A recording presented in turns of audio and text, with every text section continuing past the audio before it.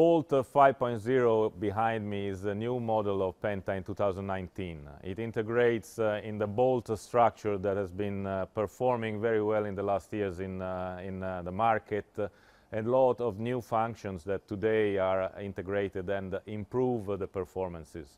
Of course, we are increasing the power, so we are increasing the thickness and the speed of the machine.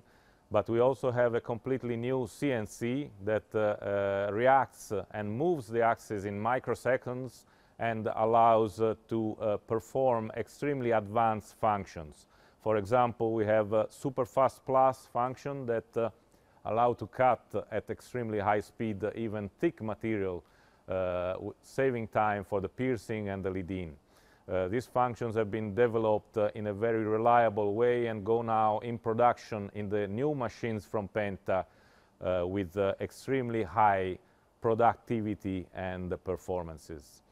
We are developing a raster function, unique function for making quality, picture quality image with the cutting machine, which nobody else can do on such machine in the market. We can make QR codes marking on the machine.